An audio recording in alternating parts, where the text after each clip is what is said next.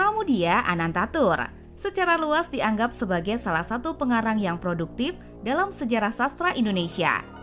Pramoedya telah menghasilkan lebih dari 50 karya dan diterjemahkan ke dalam lebih dari 42 bahasa asing. Pramoedya lahir 6 Februari 1925, Ciken, Blora, Hindia Belanda. Pra menempuh pendidikan di Sekolah Tinggi Islam dengan mengambil jurusan filsafat, sosiologi, dan sejarah. Selain kuliah di STIJ, Pramoedya juga pernah mengikuti pendidikan di Sekolah Dasar Institut Budi Utomo di Blora, Sekolah Teknik Radio Surabaya, Taman Siswa 1942 sampai 1943, Sekolah Stenografi 1944 sampai 1945. Pramoedya Anantatur adalah seorang sastrawan ternama yang dikenal sebagai pengarang novel Bumi Manusia, Keluarga Gerilya, dan Perburuan. Pramoedya juga terbilang aktif dalam berorganisasi.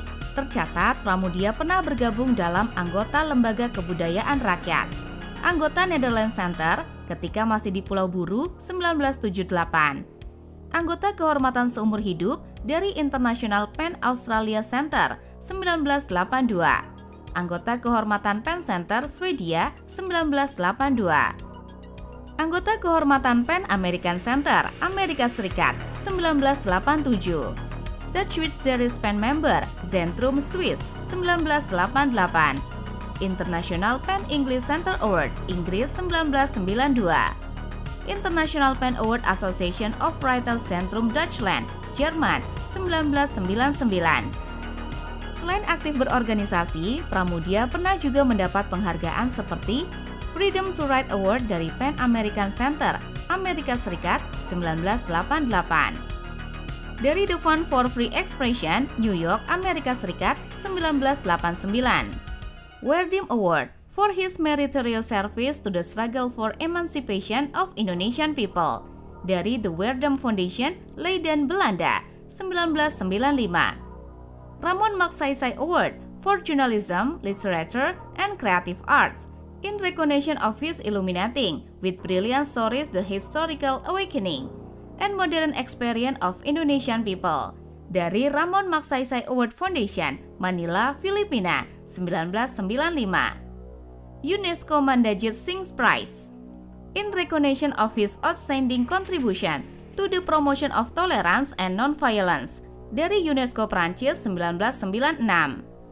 Doctor of Human Letters in recognition of his remarkable imagination and distinguished literary contribution, his example to all who oppose tyranny, and his highly principled struggle for intellectual freedom dari Universitas Michigan, Madison, Amerika Serikat 1999.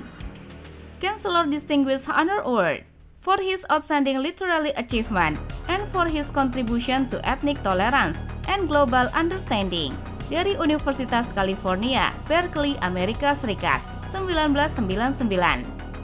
Chevalier d'Ordre des Arts et des Lettres dari Le Ministre de la Culture et de la Communication République, Paris, Prancis 1999.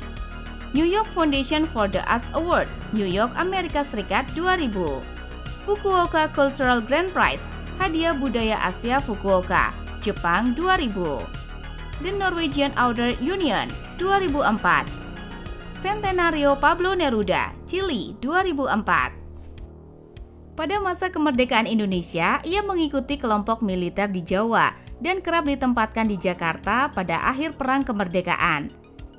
Ia menulis cerpen serta buku di sepanjang karir militernya dan ketika di penjara Belanda di Jakarta pada 1948 dan 1949.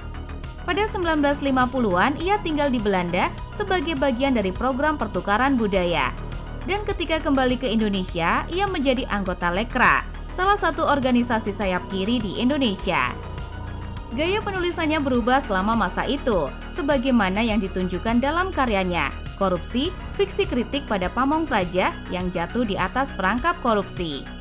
Hal ini menciptakan friksi antara Pramoedya dan pemerintahan Soekarno. Selama masa itu, ia mulai mempelajari penyiksaan terhadap Tionghoa Indonesia.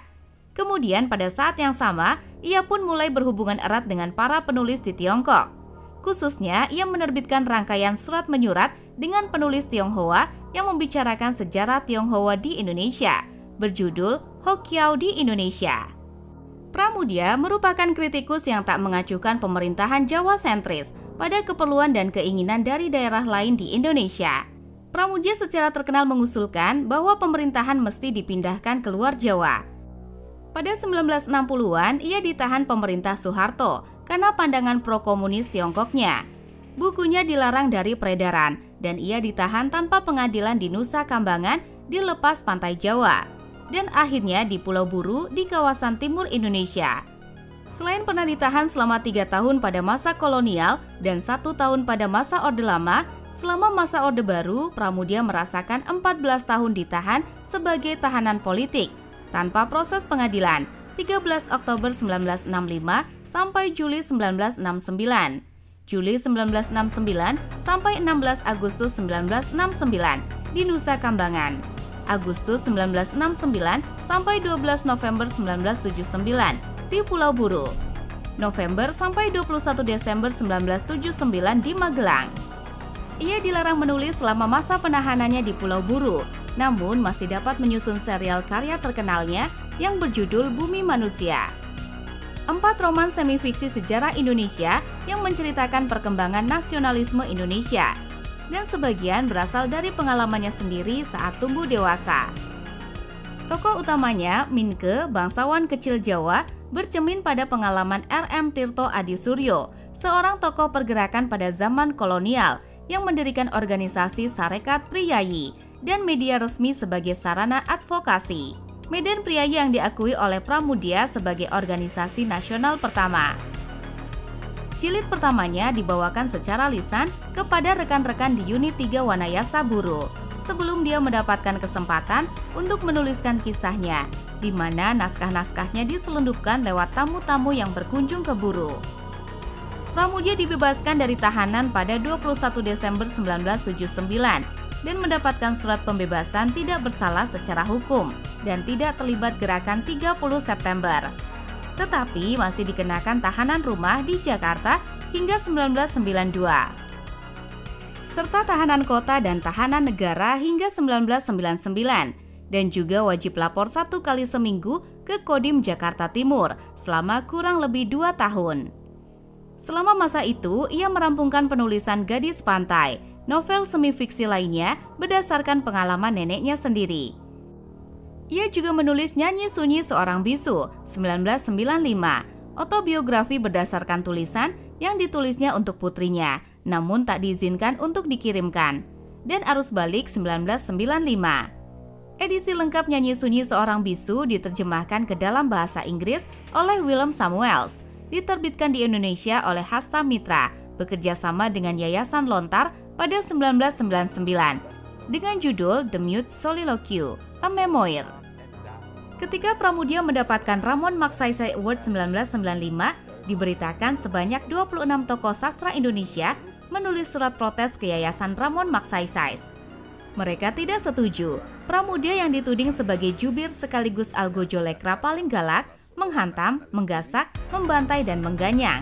Pada masa demokrasi terpimpin, tidak pantas diberikan hadiah, dan menuntut pencabutan penghargaan yang dianugerahkan kepada Pramudia. Dalam berbagai opininya di media, para penandatanganan petisi 26 ini merasa sebagai korban dari keadaan pra 1965, dan mereka menuntut pertanggungjawaban Pram untuk mengakui dan meminta maaf atas segala peran tidak terpuji pada masa paling gelap bagi kreativitas pada zaman demokrasi terpimpin. Pram, kata Mohtar Lubis, memimpin penindasan sesama seniman yang tak sepaham dengannya. Sementara Pramudia sendiri menilai segala tulisan dan pidatonya pada masa pra-1965 itu tidak lebih dari golongan polemik biasa yang boleh diikuti siapa saja. Dia menyangkal terlibat dalam berbagai aksi yang kelewat jauh. Dia juga merasa difitnah karena dituduh ikut membakar buku segala. Bahkan dia menyarankan agar perkaranya dibawa ke pengadilan saja jika memang materi cukup. Kalau tidak cukup, bawa ke forum terbuka, katanya. Tetapi dengan ketentuan, saya boleh menjawab dan membela diri, tambahnya. Semenjak Orde Baru berkuasa, Pramudia tidak pernah mendapat kebebasan menyuarakan suaranya sendiri, dan telah beberapa kali dirinya diserang dan dikeroyok secara terbuka di koran. Akan tetapi, dalam pemaparan pelukis Joko Pekik yang juga pernah menjadi tahanan di Pulau Buru, ia menyebut Pramudia sebagai juru tulis. Pekerjaan juru tulis yang dimaksud oleh Joko Pekik adalah Pramudia mendapat pekerjaan dari petugas Pulau Buru sebagai tukang ketiknya mereka. Bahkan menurut Joko Pekik, nasib Pramudia lebih baik dari umumnya tahanan yang ada. Sejak dipindahkan dari Unit 3 ke Markas Komando atau Mako, statusnya sebagai tokoh seniman yang oleh media disebarluaskan secara internasional menjadikan dia hidup lebih baik dalam penahanan itu. Pramudia kerap kali menjadi bintang ketika ada tamu dari luar negeri yang berkunjung karena reputasinya di internasional sangat dihargai. Pramudia telah menulis banyak kolom dan artikel pendek yang mengkritik pemerintahan Indonesia terkini. Ia menulis buku Perawan Remaja dalam Cengkraman Militer, dokumentasi yang ditulis dalam gaya menyedihkan para wanita Jawa yang dipaksa menjadi wanita penghibur selama masa pendudukan Jepang. Semuanya dibawa ke Pulau Buru di mana mereka mengalami kekerasan seksual, berakhir tinggal di sana dan tidak kembali ke Jawa. Pramudia membuat perkenalannya saat ia sendiri merupakan tahanan politik di Pulau Buru selama masa 1970-an. Banyak dari tulisannya menyentuh tema interaksi antar budaya, antara Belanda, Kerajaan Jawa, orang Jawa secara umum, dan Tionghoa. Banyak dari tulisannya juga semi-autobiografi, di mana ia menceritakan pengalamannya sendiri. Ia terus aktif sebagai penulis dan kolumnis. Ia memperoleh Ramon Magsaysay Award untuk jurnalisme, sastra, dan seni komunikatif kreatif 1995. Ia juga telah dipertimbangkan untuk hadiah Nobel Sastra. Ia juga memenangkan hadiah budaya Asia Fukuoka 11. Ia juga memenangkan hadiah budaya Asia Fukuoka 11 2000 dan pada 2004 Norwegian Authors Union Award untuk sumbangannya pada sastra dunia. Ia menyelesaikan perjalanan ke Amerika Utara pada 1999 dan memperoleh penghargaan dari Universitas Michigan. Sampai akhir hayatnya ia aktif menulis, walaupun kesehatannya telah menurun akibat usianya yang lanjut dan kegemarannya merokok. Pada 12 Januari 2006, ia dikabarkan telah 2 minggu terbaring sakit di rumahnya di Bojonggede, Bogor dan dirawat di rumah sakit. Menurut laporan, Pramudia menderita diabetes, sesak nafas, dan jantungnya melemah.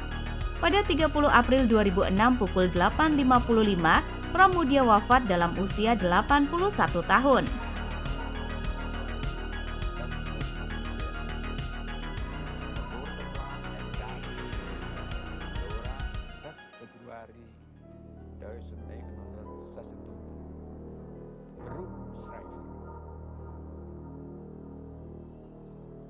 Orang tua saya, khususnya ayah saya, adalah seorang nasionalis kiri dan pengaruhnya atas ibu saya yang berasal dari golongan feodal itu menentukan juga menjadi kiri, nasionalis kiri. Jadi pendidikan saya adalah pendidikan nasionalis kiri sejak kecil. Ya. Ibu saya itu menurut saya seorang ibu yang ideal. Bukan karena saya anaknya, tapi makin lama saya makin kenang apa yang dilakukannya, dididikkannya terhadap